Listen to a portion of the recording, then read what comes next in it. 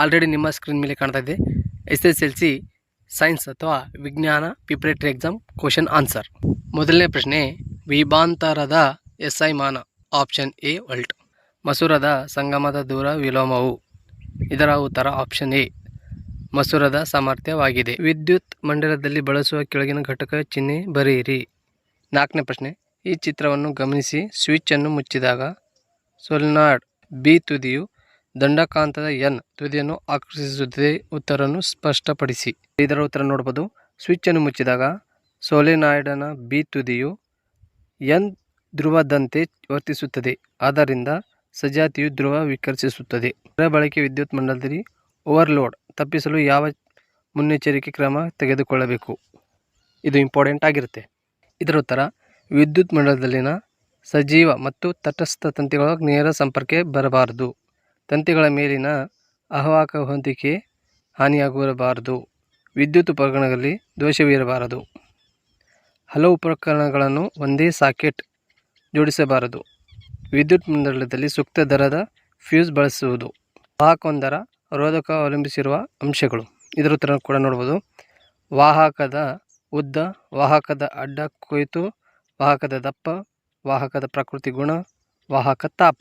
7ನೇ ಪ್ರಶ್ನೆ, ಈ ಕೆಳಗಿನ ಕೊಟ್ಟಿರುವ ಚಿತ್ರವನ್ನು ಗಮನಿಸಿ ಮತ್ತು ವಿಶ್ಲೇಷಿಸಿ. ಇಲ್ಲಿ ಉಂಟಾದ ದಿಕ್ಕುಪಲ್ಲಟ ಕೋನವನ್ನು ಹೆಸರಿಸಿ ಮತ್ತು ಕೋನದ ಮೌಲ್ಯ ಗುರುತಿಸಿ ಅಂತಿದೆ.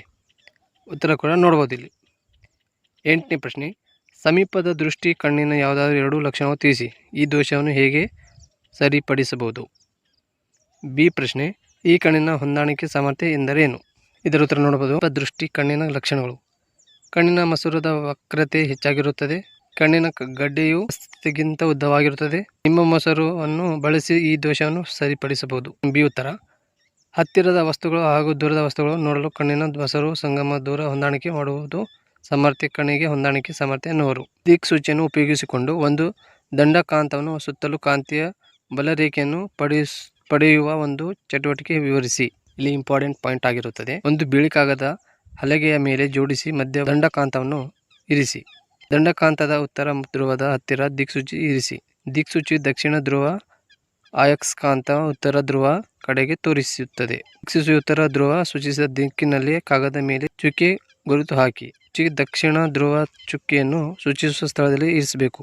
ಸೂಚಿಸಿದ ಹೊಸ ದಿಕ್ಕಿನಲ್ಲಿ ಚುಕ್ಕೆ ವಿದ್ಯುತ್ ಪ್ರವಾಹ ಇರುವ ವಾಹಕ ಕಾಂತ ಕ್ಷೇತ್ರದಲ್ಲಿ ಇರಿಸಿದಾಗ ಅದು ಯಾಂತ್ರಿಕ ಬಲವನ್ನು ಅನುಭವಿಸುತ್ತದೆ ಎಂದು ತೋರಿಸುವ ಒಂದು ಪ್ರಯೋಗವನ್ನು ವಿವರಿಸಿ. ಇದರ ಉತ್ತರ ನೋಡಬಹುದು. ಅಲ್ಯೂಮಿನಿಯಂ ಒಂದು ಚಿಕ್ಕ ಸಲಾಕೆಯ ಎರಡು ವಾಹಕ ತಂತಿಯ ಸಹಾಯದಿಂದ ನೇತು ಹಾಕಿ ಒಂದು ಶಕ್ತಿಯುತ ಆಕಾರದ ಕಾಂತವನ್ನು ತೆಗೆದುಕೊಂಡು ಅದರ ಮೇಲ್ಮುಖವಾಗಿರುವಂತೆ ಅವುಗಳ ನಡುವೆ ಚುಕ್ಕೆಯ ಸಲಾಕೆ ಇರಿಸಬೇಕು. ಈ ಇಂಪಾರ್ಟೆಂಟ್ ಪಾಯಿಂಟ್ ಅಂತ ಹೇಳ್ಬೋದು. ಆದ್ದರಿಂದ ವಿದ್ಯುತ್ ಪ್ರವಾಹ ಇರುವ ಸಲಾಕೆ ಕಾಂತಕ್ಷೇತ್ರದಲ್ಲಿ ಅದರ ಉದ್ದಕ್ಕೆ ಲಂಬವಾಗಿ ಒಂದು ಬಲವನ್ನು ಅನುಭವಿಸುತ್ತದೆ. ಸೊ ಈ ರೀತಿ ಉತ್ತರ ಒಳಗೊಂಡಿರುತ್ತದೆ. ಹಾಗೆ ನಿಮ್ಮ ದರ್ಪಣ ಮುಂದೆ C ಇಂದ ದೂರದಲ್ಲಿ ವಸ್ತುವೊಂದು ಇರಿಸಿದಾಗ ಪ್ರತಿಬಿಂಬವು ಉಂಟಾಗುವಿಕೆ ತೋರಿಸುವ ರೇಖಾಚಿತ್ರವನ್ನು ಬರೆಯಿರಿ ಅಂತಿದೆ. ಸ್ಥಾನ ಮತ್ತು ಸ್ವಭಾವವನ್ನು ತಿಳಿಸಿ. ಸೊ ಈ ಚಿತ್ರ ಕೂಡ ಇಂಪಾರ್ಟೆಂಟ್ ಆಗಿರುತ್ತದೆ ಮತ್ತು ಅದರ ಸ್ಥಾನ ಕೂಡ ಬರೀಬೇಕು. ಪಾಯಿಂಟ್ಗೆ 3 ಅಂಕಗಳು. ಪ್ರತಿಬಿಂಬ ಸ್ಥಾನಕ್ಕೆ F ಮತ್ತು C ಯನ್ನು ನಡುವೆ. ಪ್ರತಿಬಿಂಬಕ್ಕೆ ಸ್ವಭಾವ, ಸತ್ಯ ಮತ್ತು ತಲೆ ಕೆಳದಾಗ. ಇದರ ಬಗ್ಗೆ ಜಾಸ್ತಿ ಎಕ್ಸ್ಪ್ಲೇನ್ ಮಾಡೋದಿಲ್ಲ, ವಿಡಿಯೋಗಳು ಲಾಂಗ್ ಆಗುತ್ತೆ. ಅದಕ್ಕೋಸ್ಕರ ಒಂದೊಂದು ಪೇಜ್ ಸ್ಕ್ರಾಲ್ ಮಾಡ್ತಿದ್ದೀನಿ, ನೋಡಿಕೊಳ್ಳಿ.